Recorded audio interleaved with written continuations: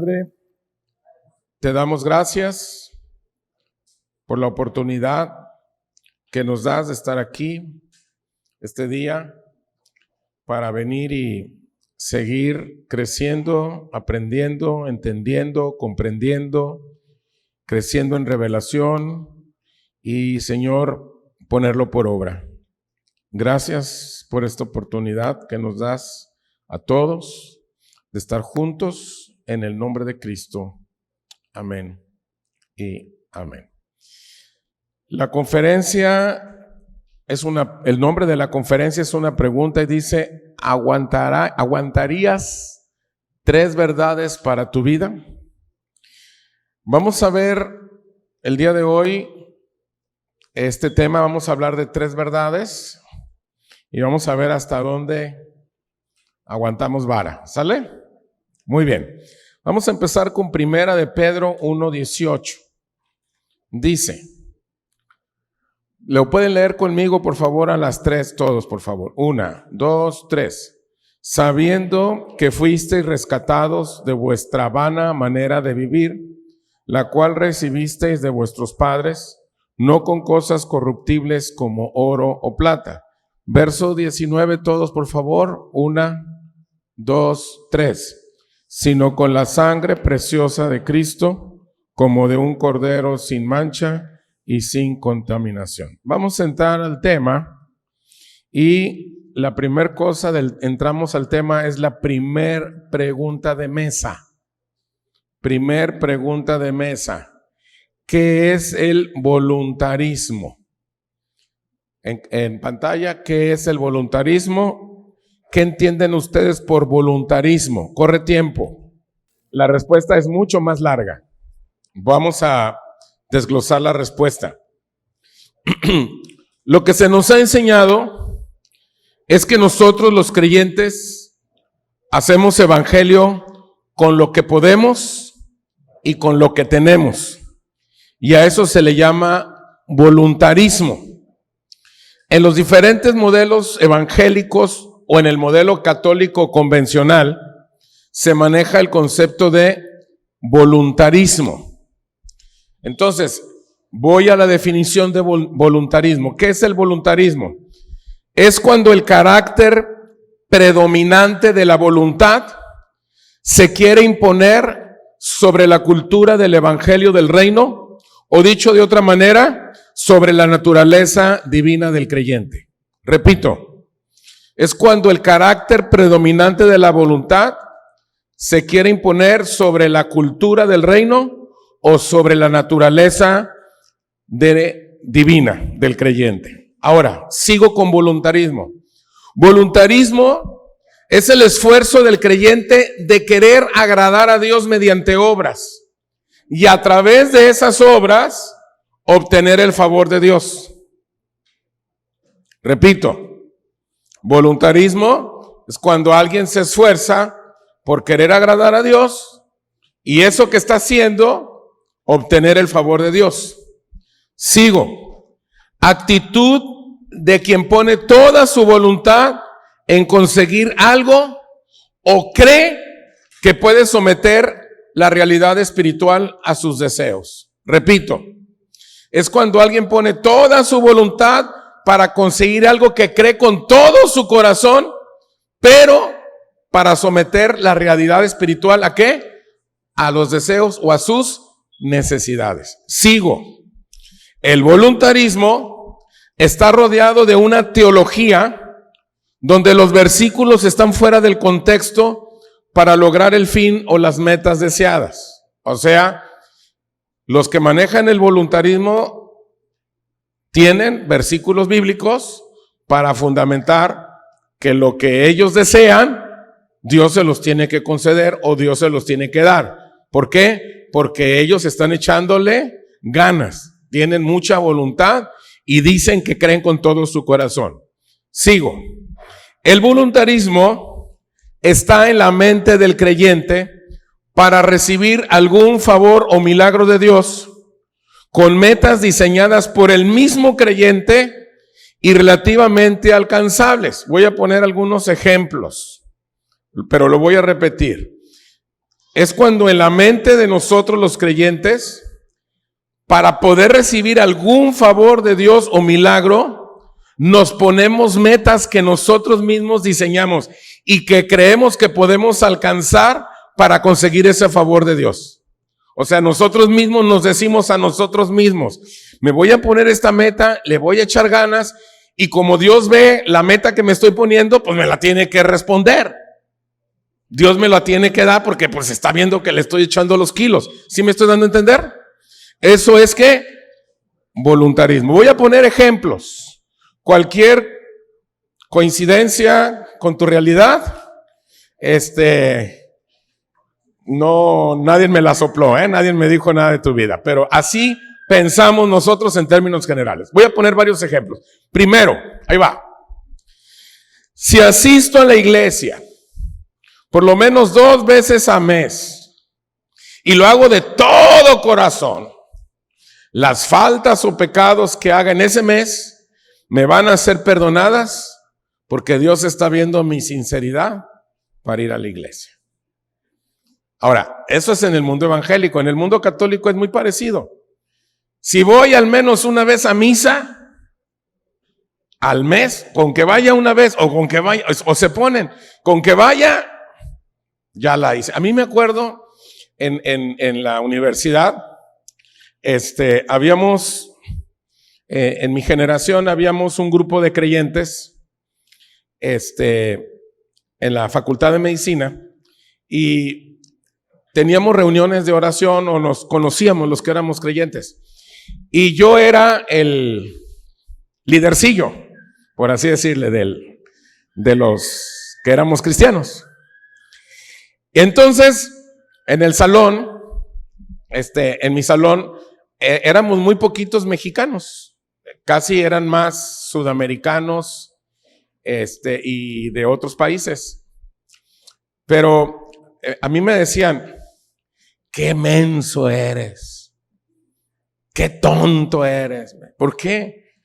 Porque mira, me decían unos amigos, me decían, mira, nosotros nos vamos de reventón, hacemos lo que queremos, y el domingo,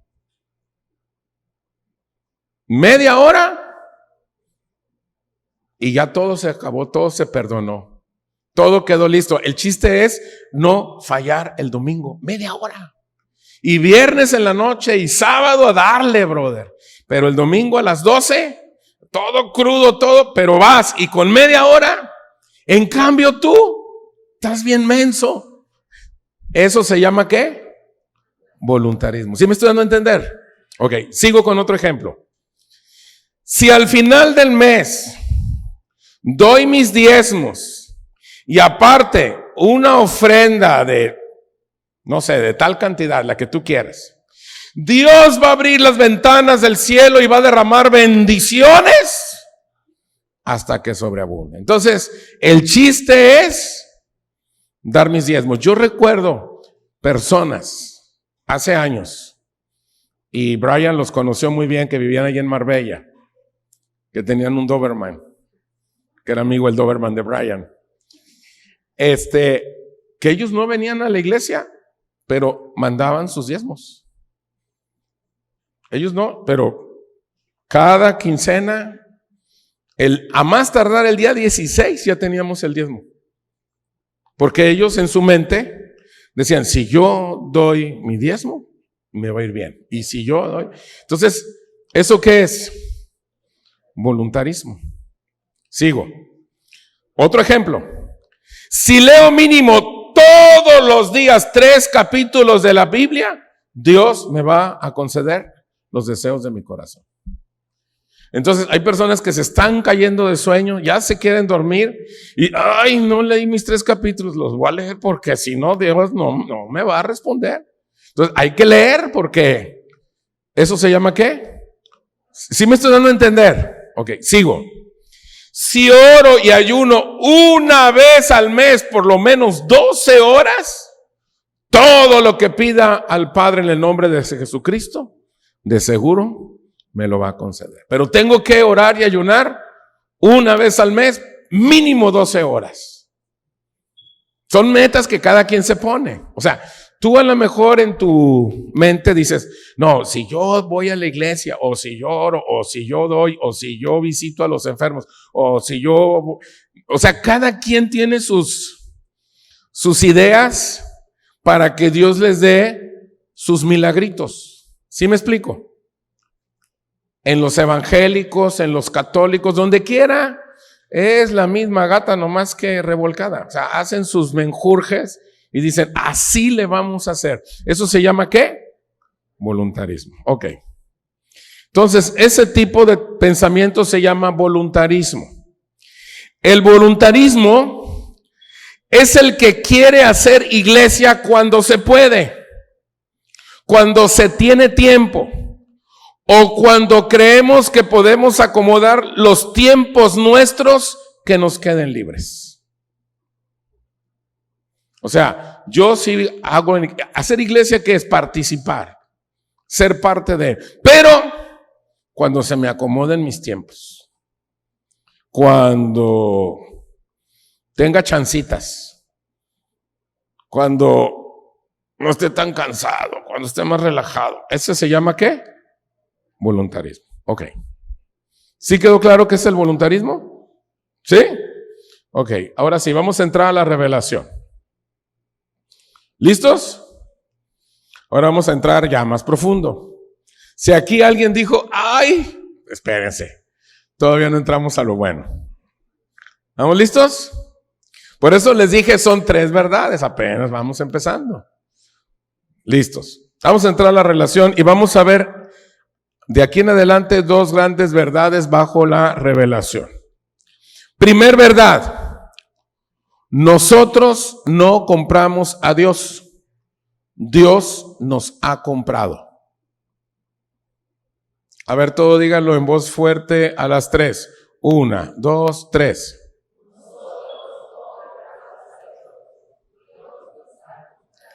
Ok, pregunta de botana, así de rápido. ¿Qué significa en el contexto del Nuevo Testamento la palabra comprar? ¿Qué es comprar en el contexto del Nuevo Testamento? Piénsale 5 segundos. Ya empiezan a trabajar las neuronas espirituales, ¿eh? A ver, ¿qué es comprar en el Nuevo Testamento? Pagar un precio, rescatar, pertenecer, Maggie, comprar algo, pagar el precio, consumado, ¿perdón? Una adquisición, dueño de algo, dueño de ti, dueño de qué, dueño de nada. ¿Se acuerdan de eso? Me acordé de esa canción. Un arlequín. Esa. A ver, ¿qué es ser rescatado? Redimir. Ok. Voy a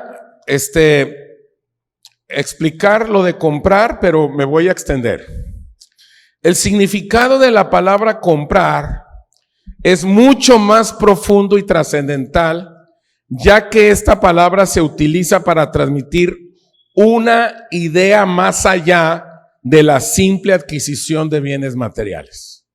Entonces, cuando en el Nuevo Testamento estamos hablando de comprar, la idea es mucho más allá de adquirir algo. En su origen, la palabra comprar no se refiere solo a la acción de adquirir algo mediante el pago de un precio, sino que también implica el acto de considerar el valor de lo que se adquiría. En el Nuevo Testamento, este concepto se aplica en diferentes contextos, pero siempre con una connotación más profunda. Entonces, comprar es algo más profundo que adquirir. ¿Sí nos está quedando claro? Comprar no solo se refiere a la adquisición de bienes materiales, cabina, ponlo por favor, sino también a la redención del ser humano por medio del sacrificio de Cristo. Algunos de ustedes dijeron redención, perdonar, etcétera. Ahora bien, En términos generales, la idea de comprado o la información de comprado es literalmente un ataque directo a los argumentos que nosotros tenemos en los sistemas religiosos. O sea, la palabra comprado, repito, es un ataque directo a la mente de las personas que están en un modelo o en un sistema, ¿qué? Religioso. ¿Sí me estoy dando a entender? Sigo. Comprado es una palabra no entendida. Es una palabra muy poco conocida y no revelada en los quehaceres evangélicos o católicos de nuestra sociedad. La palabra comprar se utiliza para describir el acto de redimir, de rescatar a alguien de la esclavitud del pecado y de la muerte. El acto de comprar en el Nuevo Testamento implica un costo. Vamos a ver qué dice primero los Corintios 6:19. Dice, ¿o ignoráis que vuestro qué? ¿Qué dice? ¿Qué dice? Que vuestro cuerpo ¿qué? Es el templo del Espíritu Santo, el cual está en vosotros, el cual tenéis de Dios, y que ¿qué? ¿Y que qué? Ese cuerpo, ¿qué dice? Que no es tuyo. Ese cuerpo que tú tienes, o ese cuerpo que cada uno de nosotros tenemos, no es tuyo. ¿Cómo que no? No, no es tuyo. No es tuyo, ese cuerpo no es tuyo. O sea, para que empecemos a dimensionar la palabra comprado. Fíjense el verso 20. Verso 20. Porque habéis sido ¿qué? ¿Haber sido qué? Comprados por precio. Glorificad pues a Dios en vuestro cuerpo y en vuestro espíritu, los cuales ¿qué? Ese cuerpo fue ¿qué? ¿Y de quién es? Entonces ese cuerpo no es tuyo. Entonces, lo que tú dices, esta es mi vida, no es tu vida. Y quizás muchos digan, ¿dónde me fui a meter? ¿Por qué llegué aquí? Yo tan a gusto que estaba. No, es que esa es la realidad. El cuerpo que tú tienes no es tuyo. No es de tu esposa ni de tu esposo.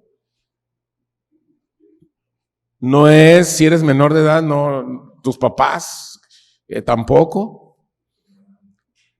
Ese cuerpo tiene un dueño y fue comprado.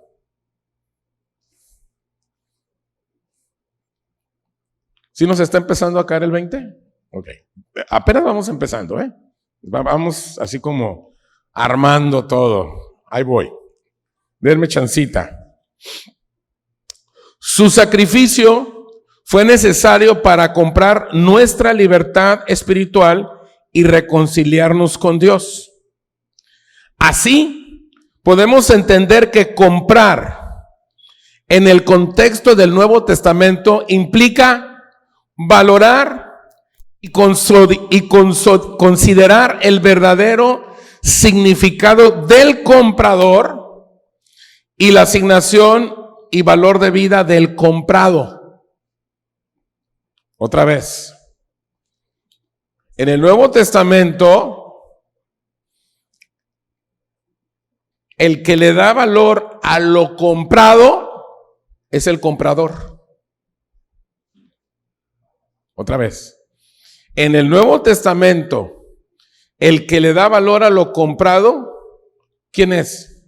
El comprador. Por ejemplo, hay quienes tienen su casa que en el mercado vale $1,000,000. Es un ejemplo nada más. Pero si el vendedor dice, no, mi casa vale 5, dice, no, pues ahí se queda la casa. hasta que no llegue un comprador que le esté dispuesto a pagar el valor que él considera que tiene que esa casa. ¿Sí me están dando a entender? Por ejemplo, hay muchos ejemplos en el Nuevo Testamento, en las parábolas, donde Jesús habla, por ejemplo, de adquirir una perla de gran precio, ¿se acuerdan? ¿Por qué? Porque ¿quién le da el valor? El comprador.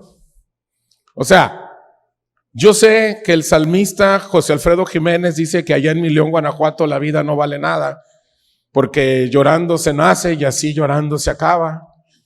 Pero ¿quién le da el valor a la vida? Que el salmista José Alfredo Jiménez dice que no vale nada. El que paga. Entonces, si el que paga dice sí vale, y vale la vida del hijo, de mi único hijo, entonces, para el comprador, eso que está comprando, ¿cuánto crees que vale? ¿Sí me estoy dando a entender?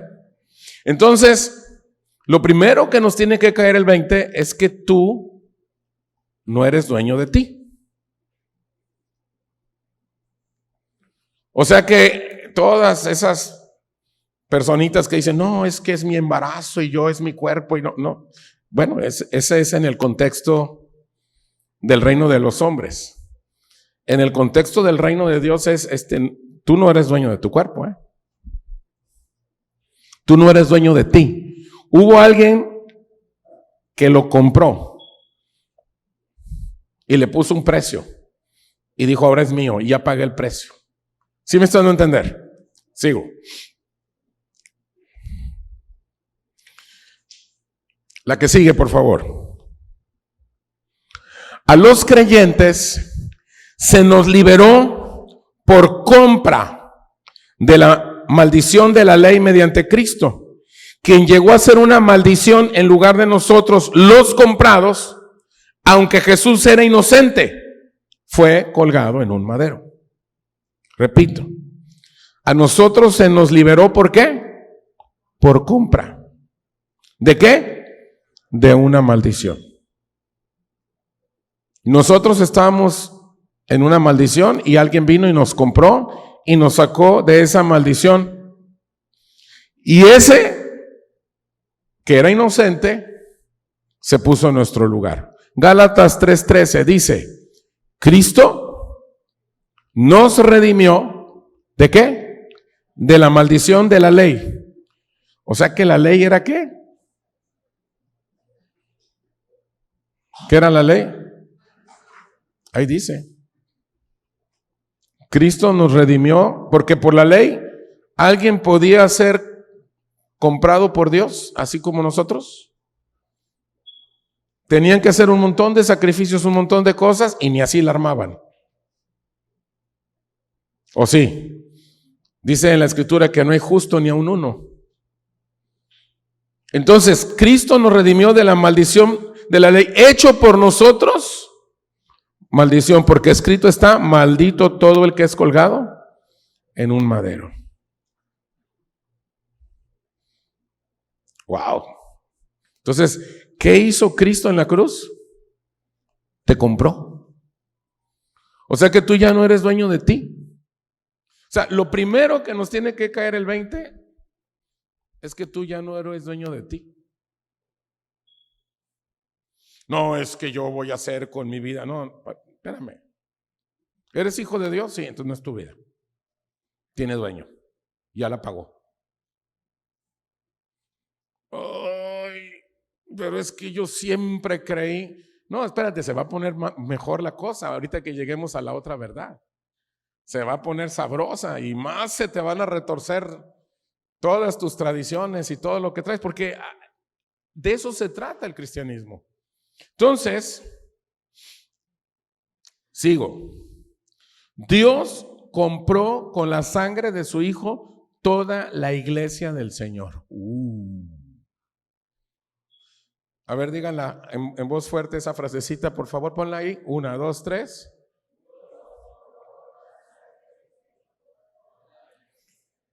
Hechos 20:28 dice: por tanto, mirad por vosotros y por todo el rebaño en que el Espíritu Santo os ha puesto por obispos para apacentar la iglesia del Señor. ¿Para qué?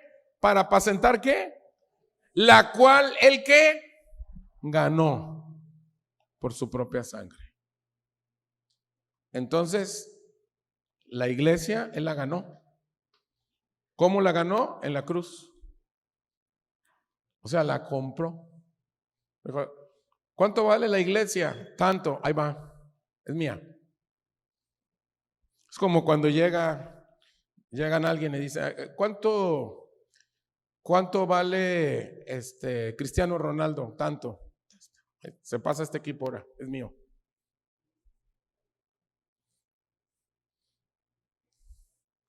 ¿Cuánto vale Messi?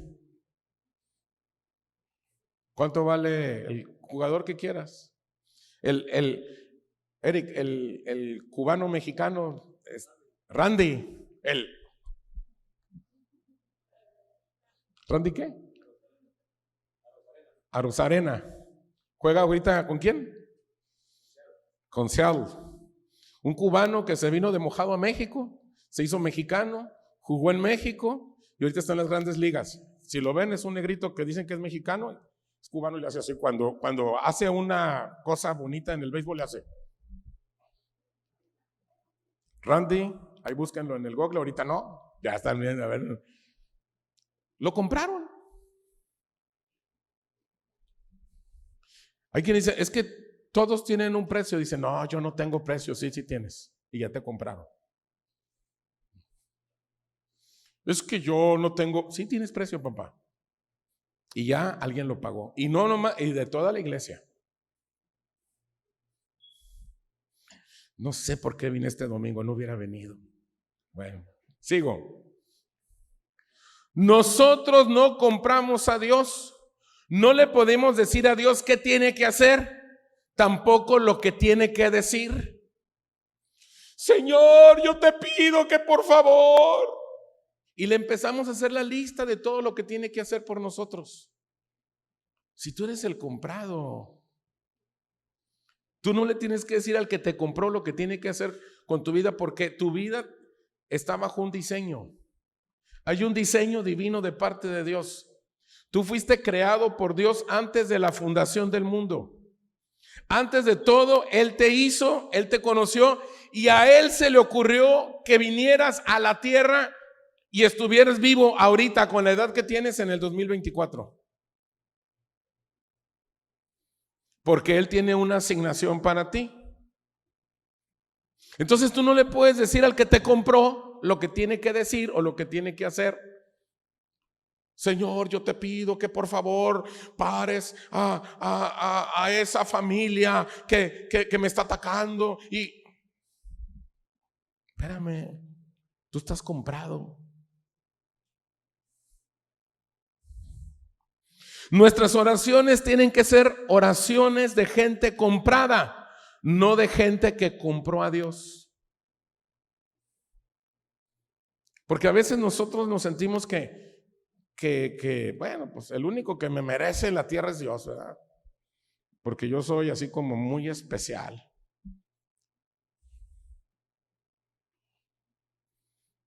Así como que nadie me merece. Como que yo soy el súper especial y bueno, yo le voy a hacer un favor a Dios de ir los domingos a la iglesia. Espérame, tú no le estás haciendo ningún favor. A ti te compraron. Porque te amaron. Y te amaron siendo lo que eras. Porque dice la escritura que lo vil, lo menospreciado, lo reprobado, lo que no era, escogió Dios. Así que si tú te crees mucho, bájale 3 rayitas, porque lo vil escogió Dios. Lo menos, o sea, por lo que nadie daba nada.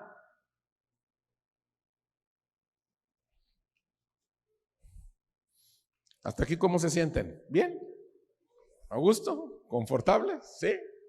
Ok, entonces vamos a entrar a la revelación de la revelación. Vamos a profundizar otro poquito más para que se sientan tantito más mejor. Cucarachas, dicen por allá. Aquí el espíritu de Paquita, la del barrio, fuera. ¿Verdad? Vamos a entrar a la revelación de la revelación y vamos a entrar a la segunda verdad. Segunda verdad, nuestra libertad está sujeta a pacto. Nuestra libertad no está sujeta a nuestro tiempo. ¿Lo pueden leer por favor a las 3? 1, 2, 3.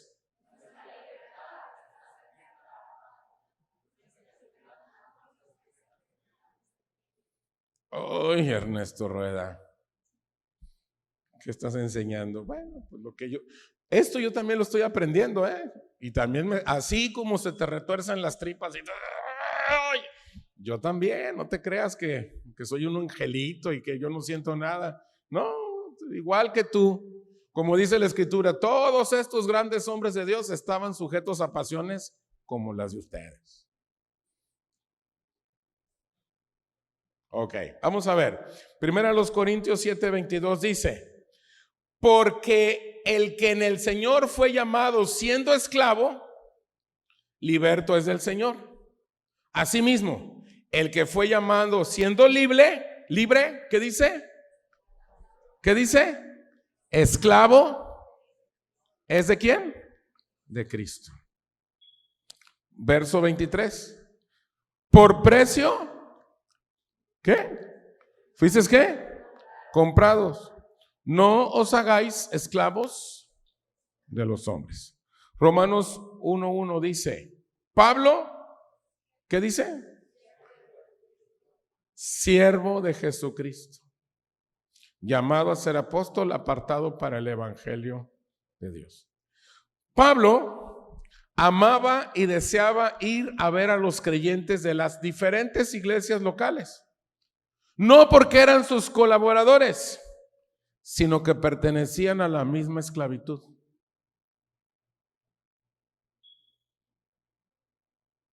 ¿Por qué Pablo los quería ir a ver? Porque eran compañeros de esclavitud. Pablo se autodefine o identifica como esclavo, siervo, prisionero de Jesucristo. Si tú te pones a leer lo de Pablo, él así se pone. Y luego todavía hay quienes dicen: ¿cuántos quieren ser como Pablo? ¿Cuántos quieren ser esclavos? ¿Cuántos quieren ser siervos? ¿Cuántos quieren ser prisioneros?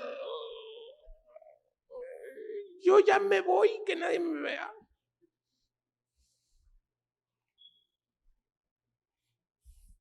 En cuanto a la salvación, fue por gracia.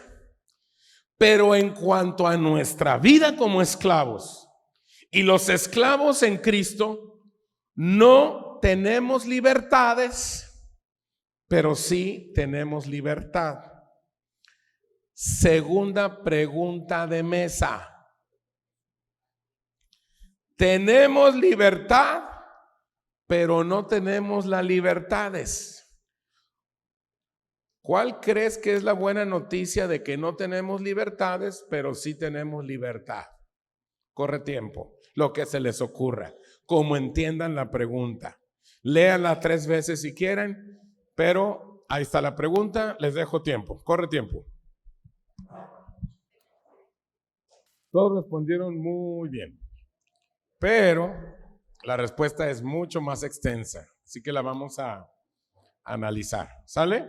¿Listos? La buena noticia es que no tenemos la libertad de morirnos cuando queramos, porque no nos pertenecemos a nosotros mismos. Es una parte de la respuesta, no es toda la respuesta. Voy a estar analizando. Entonces, no tenemos la libertad de morirnos ¿cuándo?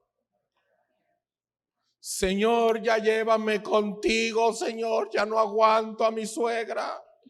Señor, este marido es el monstruo de la Laguna Verde, Señor, llévame con... No, ya. No, tú no te puedes morir cuando tú quieras porque no eres dueño de ti. No tienes las libertades de vivir la vida que tienes, ni la que a ti te parece bien, ni la que te parece mal. porque el bien y el mal no son la verdadera libertad. Lo explico otra vez. No tienes las libertades de vivir la vida que tienes, ni la que te parece bien, ni la que te parece mal, porque el bien y el mal no son la verdadera libertad. Lo voy a explicar. El Señor llevó al pueblo de Israel por el desierto y los llevó en la libertad de Egipto, pero nunca pudieron moverse fuera de los límites de la nube ni fuera de los límites de la columna. Si alguien no entiende, la nube y la columna, ¿qué es eso? Ahí les va. Sí, porque no leen la Biblia, pues no entienden. Ahí va, lo voy a explicar a los que se quedaron así como de esos chistes mexicanos de doble sentido que dicen, ¿qué quiso decir? Cuando el pueblo de Dios salió de Israel, y que se fueron, a la tierra prometida, como empezaron a renegar, entonces Dios los puso a la rueda de San Miguel en el desierto por 40 años. O sea, por 40 años estuvieron a la rueda de San Miguel hasta que se murieran los mayores de 40 años. Y había una nube que se movía en el día y cuando la nube se movía ellos se tenían que mover. Y en la noche había una columna de fuego que iba adelante y si la columna de fuego se movía, se tenían que mover. Entonces, ellos se tenían que mover conforme a la nube o conforme a la columna. Entonces, ahora sí, vuelvo a leer la respuesta. Otra vez. El Señor llevó al pueblo de Israel por el desierto y los llevó, ¿en qué? O sea, libres de Egipto. Pero nunca pudieron moverse fuera de los límites de ¿qué? De la nube y los límites de ¿qué? De la columna. ¿Esto qué significa? ¿Qué significa eso? ¿Qué se les ocurre? Eran libres, pero no eran libres. ¿Qué significa eso? Tenían que ser guiados, había límites. ¿Qué significa eso? Estaban restringidos. ¿Qué significa eso? Ahí va. Significa que la libertad de Egipto fue estar en la esclavitud de la libertad de Dios.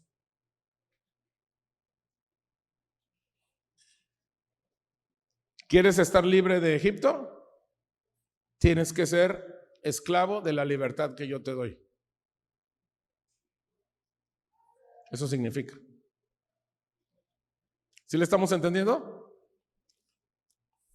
¿Sí le estamos entendiendo? Tercera y última pregunta de mesa. En Cristo, libertad y esclavitud van de la mano. ¿Por qué? Corre tiempo. La respuesta la vamos a desglosar, ¿sale? Todo está bien. Vamos a desglosarla. Dice, porque el hombre es verdaderamente libre cuando descubre, conoce y camina en el diseño divino. ¿Cuándo el hombre es libre? Cuando conoce, descubre y camina. Todos nosotros tenemos un diseño, todos. Y cuando tú lo descubres, lo conoces y lo caminas, es cuando eres realmente libre. O sea, el hombre está diseñado para ser esclavo de un diseño divino, predestinado y construido en la mente del Creador.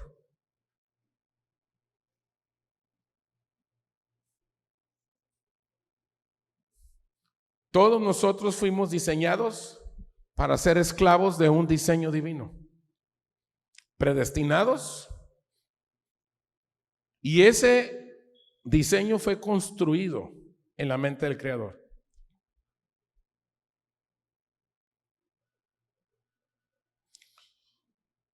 Porque el creyente es un verdadero esclavo, siervo o prisionero de Cristo, cuando descubre este maravilloso diseño divino. Y mientras más camina por este camino, más se enamora de él. O sea, si tú te dices creyente, en la medida en que tú estés descubriendo tu diseño, en la medida en que tú camines en ese diseño, en la medida que tú des fruto en ese diseño, más te vas a enamorar de este diseño y vas a decir, ¿por qué no me lo explicaron bien? Alguien debió habérmelo explicado bien desde el principio. ¿Por qué no? Porque no hemos entendido lo primero, que no eres dueño de ti. Y lo segundo, ¿cuál es la segunda verdad que dijimos? Que nuestra libertad no depende, está sujeto a un pacto, no depende de qué. No depende del tiempo que tú tengas. Porque en el diseño divino está contemplado el tiempo. O sea, el diseño contempla todo. El tiempo que tienes que invertir en una cosa, el tiempo que tienes que invertir en otra. El problema es que nosotros, como no conocemos el diseño, inventamos nuestros tiempos. Cada quien arma sus tiempos como cree. Y por eso andamos cansados, tristes, ojerosos y sin ilusiones. ¿Por qué? Porque hacemos el diseño que nosotros creemos, el que se nos ocurre, el que la gran mayoría de la sociedad nos dice que tiene que funcionar.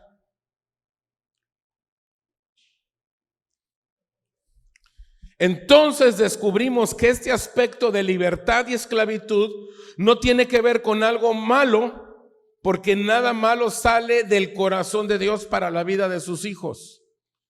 Es que eso de que yo soy esclavo de Dios es algo malo. No, no es malo.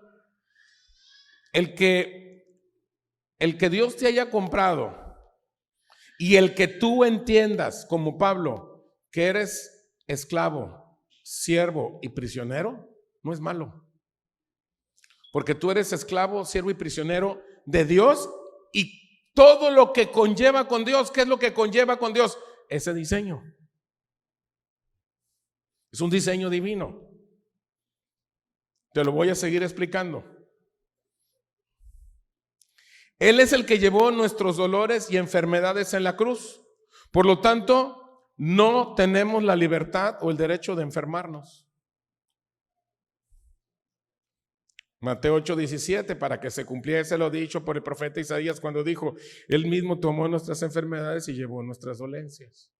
Oye, entonces, ¿por qué los creyentes se enferman? Porque no siguen el diseño. Porque cuando Dios hizo al hombre, me voy a ir cuando Dios hizo al hombre, Adán y Eva.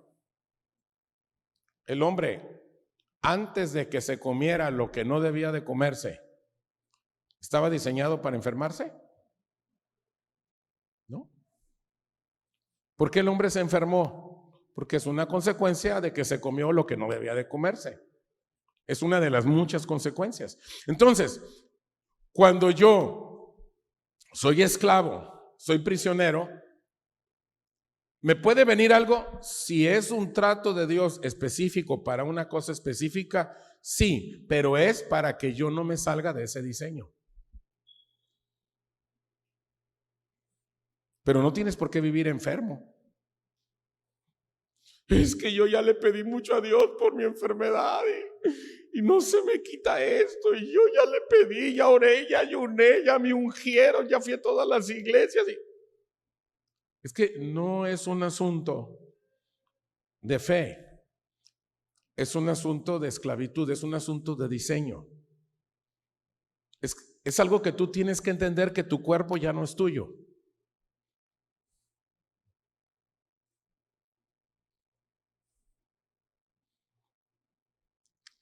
Él se hizo pobre para que nosotros fuéramos enriquecidos. Por lo tanto, no tenemos la libertad de vivir en escasez o pobreza. Segunda a los Corintios 8:9, porque ya conocéis la gracia de nuestro Señor Jesucristo, que por amor a vosotros se hizo pobre siendo rico, para que vosotros con su pobreza fueseis ¿qué? Enriquecido. Tercera de Juan 2, amado, yo deseo que tú seas prosperado en todas las cosas y que tengas salud, así como prospera ¿qué? En la medida en que mi alma, el alma son mis pensamientos, mis sentimientos, mi voluntad. En la medida en que yo entienda que prospere, ¿qué es que prospere? Que yo entienda que yo no soy dueño de mí. En la medida que yo entienda que soy esclavo del Señor Jesucristo, que soy prisionero de Él, en esa medida yo estoy caminando en el diseño, y en el diseño no hay pobreza. Claro que no todos somos ricos o millonarios o magnates. ¿Por qué? Porque todos tenemos diferentes capacidades. ¿Se acuerdan de la enseñanza de los talentos? A cada uno le dio conforme a su capacidad. Y si tú tienes la capacidad de administrar 5 talentos, te va a dar 5. Y si eres fiel con los 5, te va a dar más. Y si tienes 10, te va a dar 10. Y si eres fiel, te va a dar más. ¿Por qué? Porque todo tiene que ver conforme a un diseño. Entonces, si yo me meto al diseño, ahora, si me quiero salir del diseño, es cuando vienen las crisis.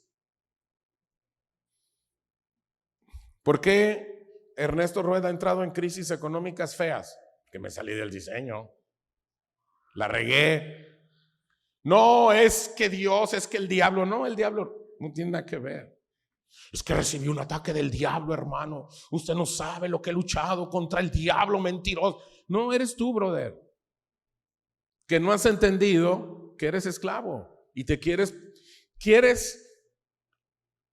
las libertades y no has entendido que solamente hay una libertad. La libertad en Cristo es vivir en el diseño de Cristo. Punto.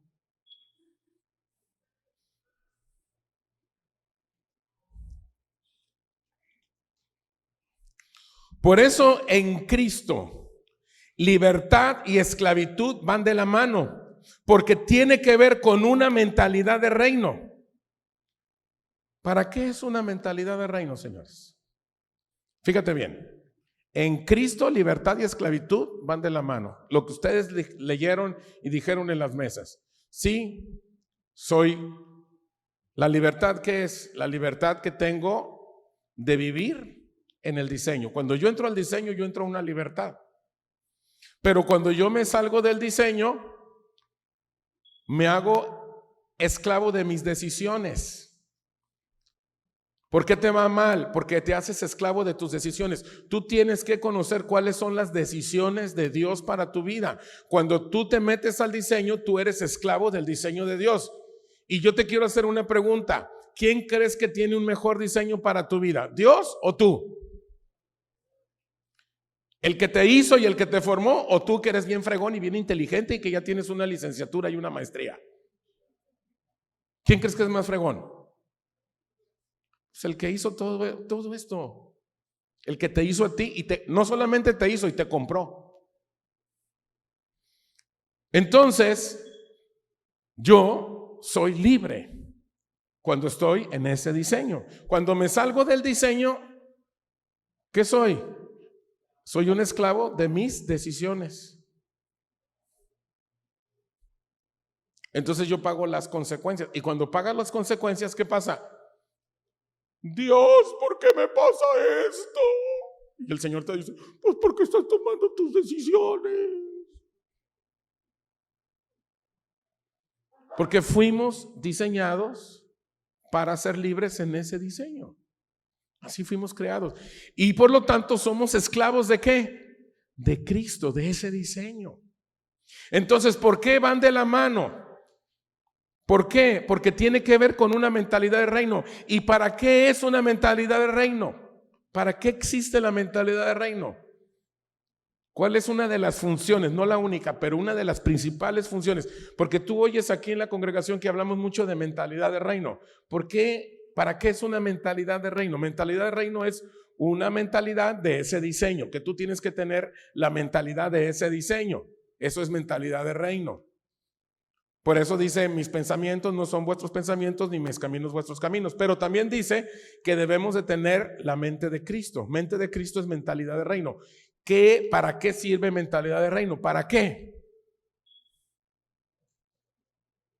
Y ya con esto termino casi.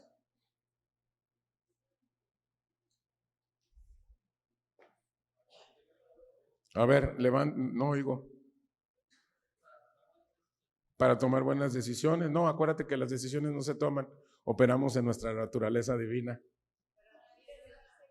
Para vivir en el diseño, sí. Para funcionar como un solo cuerpo. Para que se cumpla el propósito eterno. Todo lo que me están diciendo está bien, pero hay algo antes. Hay algo antes.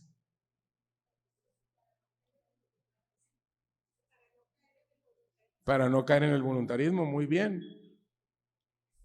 ¿Y qué se necesita para no caer en el voluntarismo? ¿Para qué es una mentalidad de reino? ¿Para qué? Ok, la respuesta. Para que sean derribados nuestros conceptos humanos. Todos traemos conceptos. Todos traemos unos padrísimos y otros más o menos, pero todos traemos. Entonces, yo no puedo operar en una mentalidad de reino con mis conceptos. Entonces, por eso que te digan, libre y esclavo van de la mano. A ver, o eres libre o eres esclavo. Por eso te brinca cuando lees a Pablo y dice, yo prisionero, esclavo, siervo. Y por el otro lado dice, somos libres y que...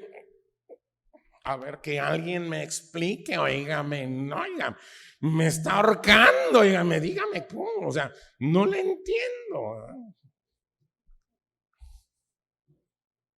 Eso es.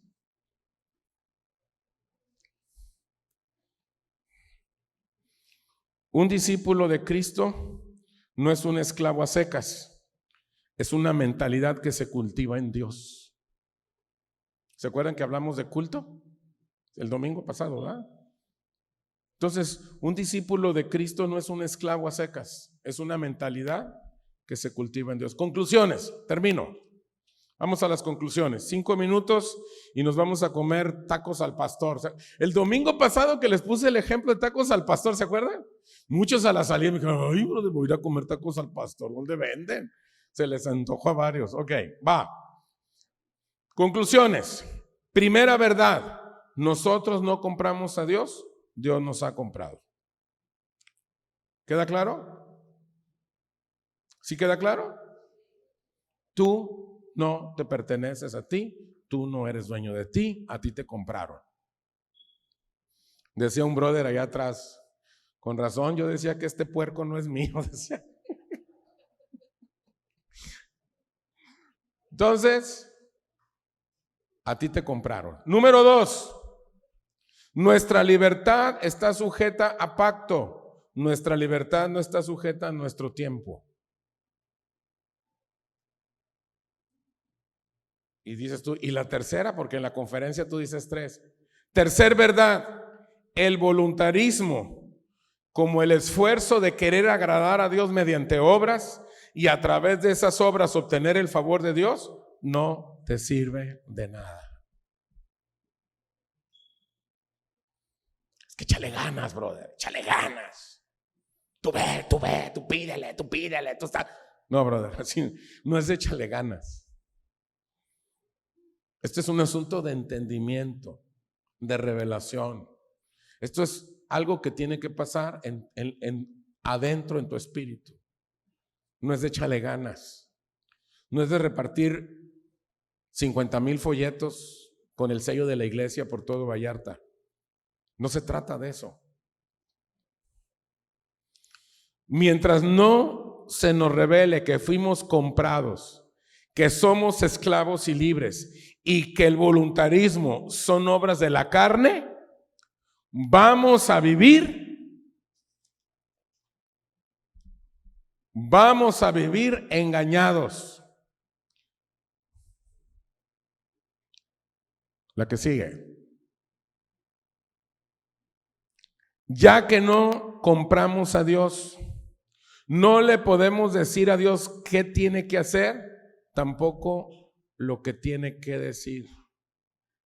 Tú a Dios no le vas a decir lo que tiene que hacer, ni lo que te tiene que decir. Señor, dime a mí esto, dime. No, tú estás comprado, brother. Si tú fueras esclavo, como dices, o como debemos, no tenemos que andarle diciendo. Nuestra oración tiene que cambiar. Señor, aquí estoy. ¿Qué hago?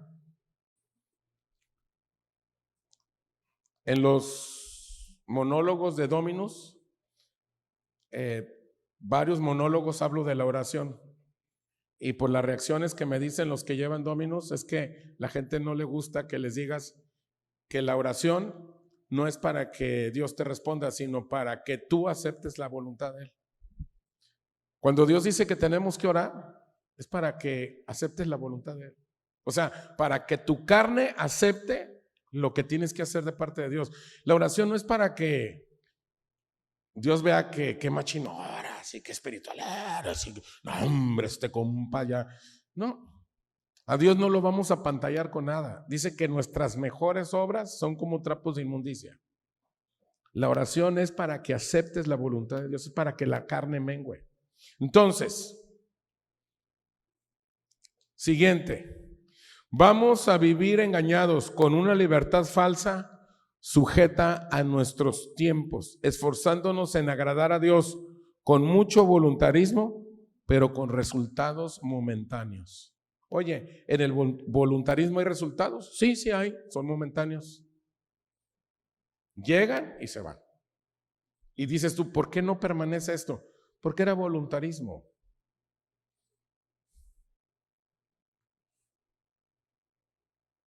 Y esta cultura del reino es una cultura del espíritu, no es una cultura de voluntades. Ahora, si la voluntad está dirigida por el espíritu, adelante, ahí estamos todos de acuerdo. Pero no es una voluntad sin una guianza de parte del Espíritu de Dios. Termino con estas preguntas, 3 preguntas que no me las van a responder, es para cada quien, es de reflexión. ¿Quieres comprar o ya te cayó el 20 de que te compraron?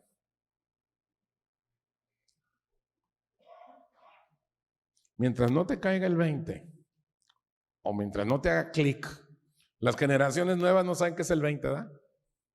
Los de antes así decíamos, pero los chavitos de ahora, ¿qué es el 20? O sea, que te haga clic.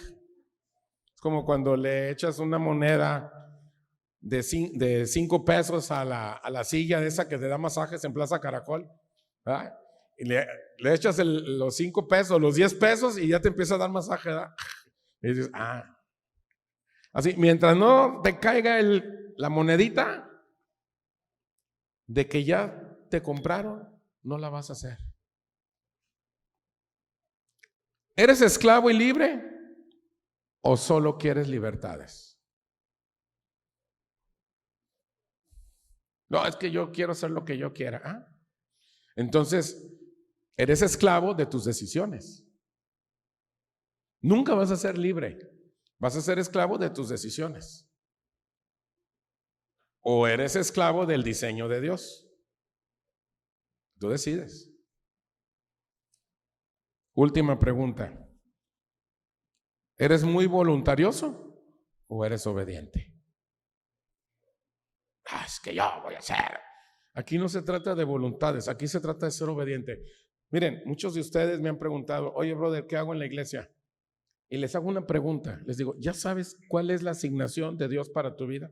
O sea, ¿ya sabes exactamente para qué Dios te trajo a este mundo? ¿Cuál es tu asignación dentro del propósito eterno de Dios?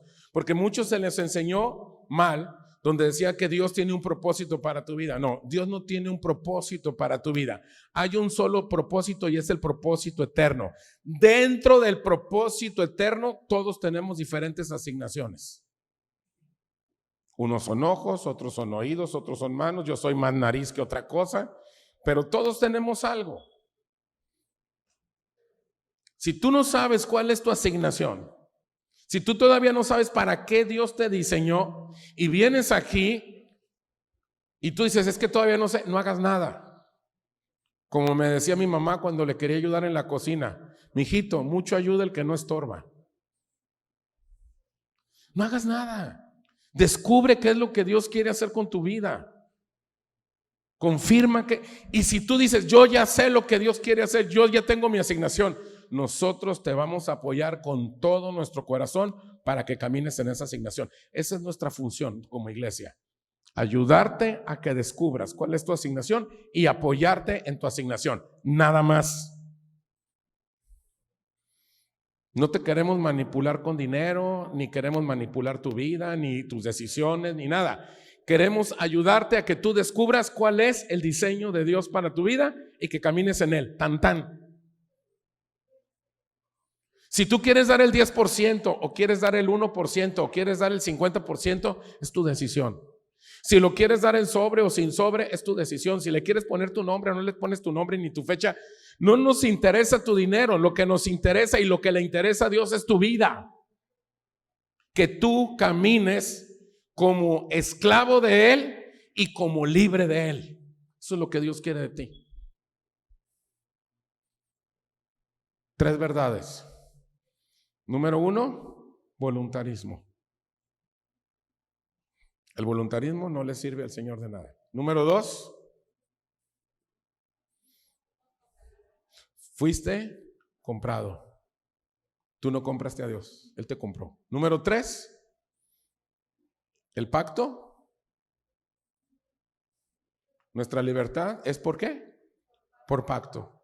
No es por el tiempo que te quede libre. Si te es posible, dedícalo a mí. No, esa canción no funciona aquí.